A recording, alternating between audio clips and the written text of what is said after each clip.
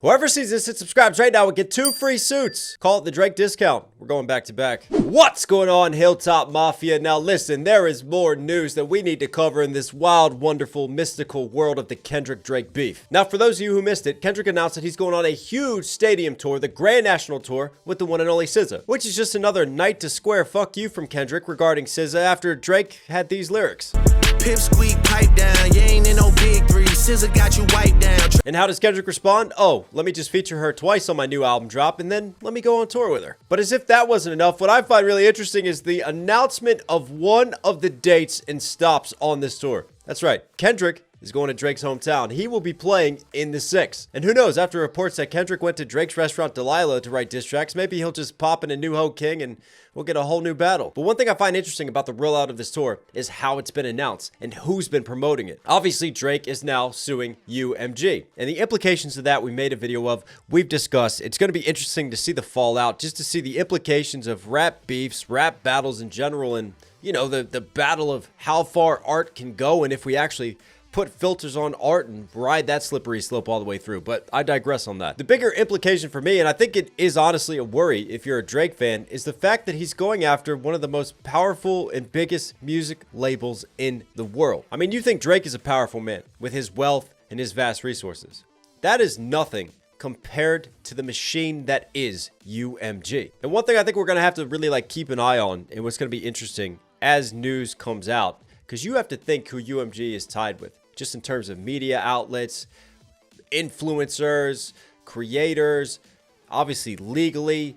I think you're going to start seeing a huge muckraking campaign against Drake. You're going to see a huge fallout of Drake because there's no way that they're just going to sit back and idly let this lawsuit go by unpunished. And I get it. We've talked about it. Drake wants out of his UMG contract. And the thing is, there are artists who have walked away from music labels and continue to be successful independently. Look at like a T-Pain. But very rarely do artists walk away from a huge label, especially one that is starting to get as ugly as this, where they turn around and sue that label.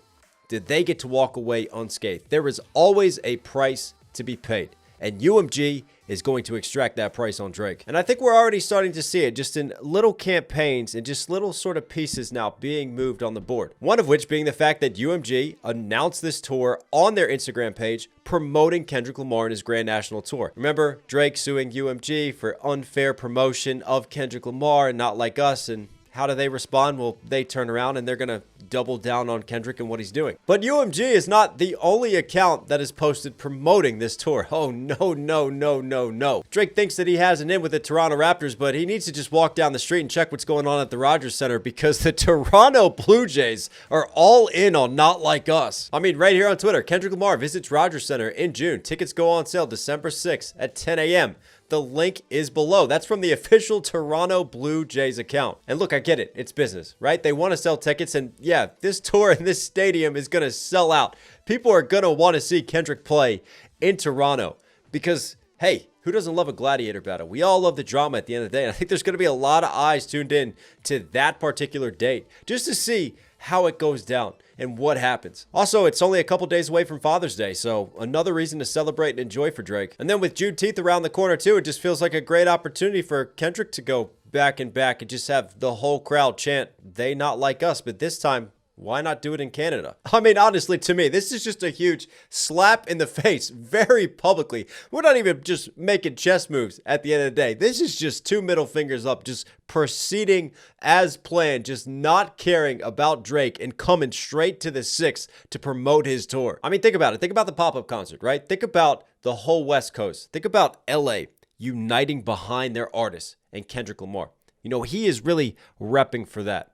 Well, that should be the same case with Drake and Toronto, right? Toronto repping and having Drake's back. But as we saw and as we did a breakdown of the Not Like Us dance in that little interview, doesn't seem like Drake has the 6 locked down. Drake or Kendrick? Oh, Kendrick. Kendrick? Kendrick. Oh, wow. And to see how Drake's camp feels about the situation, I thought we'd look at the unofficial spokesperson and roadie for Drake and DJ Academics, who is definitely not compromised. I'm going to be honest with you. I predict this is going to be one of the most peaceful events of the year. And it's not because Toronto ain't like that, because they are. It's just that once you get to the arenas and the stadiums, there is so much police, only an idiot or a crash out will even attempt to do anything.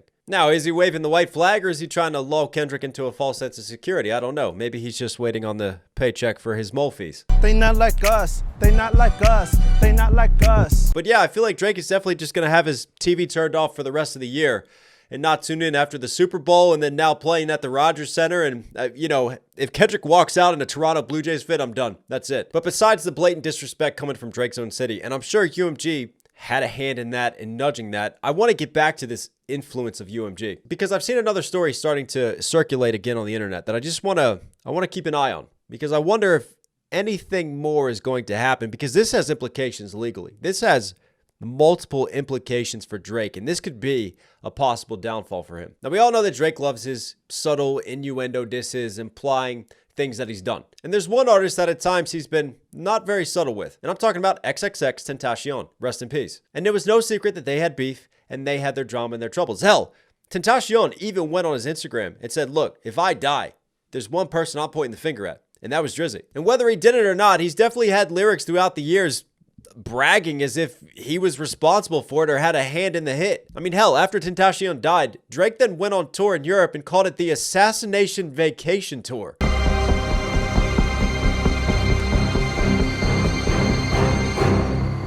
And I've seen some really interesting theories about Kendrick Lamar's Peekaboo, connecting it to Silent Hill, but also connecting it to Kodak Black, who spoke with Tentacion's killer, and just wondering if there's some hidden layers and meanings there that Kendrick is alluding to and that Kendrick might know regarding Drake and regarding XXXTentacion. And I just wonder if these types of stories on Drake are just going to start sticking a little bit more. If hip-hop outlets and media are going to start running with them, because that is where a record label can start to influence the narrative and manipulate things. And that for me is the big danger for Drake, right? It's not the fallout with the fans, with the culture itself, because obviously he doesn't care about that or he wouldn't have gone through with these actions. Hell, it's not even Kendrick being his biggest enemy right now. His biggest enemy and his biggest worry should be his employer in UMG. And I think as the months go on, you're going to see more power moves like this, just brazen disrespect against Drake in whatever way possible. I mean, think about it honestly. Less than a year removed from this beef and this high-level situation, which is still stirring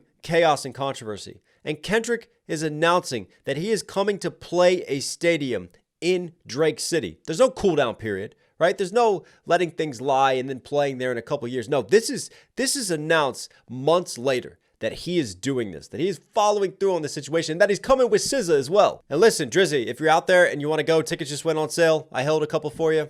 We'll make it happen. I'm kidding. But what do you guys think of this whole situation? Is it disrespectful from Kendrick, or is this just business at the end of the day? And yeah, this is my way of taking a couple different stories that I think are interesting, that I think really still contribute to this narrative, and just like keeping you guys up to date, just kind of keeping a pulse on this. Because yeah, I think that UMG is going to really work now to character assassinate Drake and to do whatever they can to pull his influence from the industry and to pull what he's doing. And the implications and ramifications of this, there's going to be a fallout. I mean, nuclear war is coming.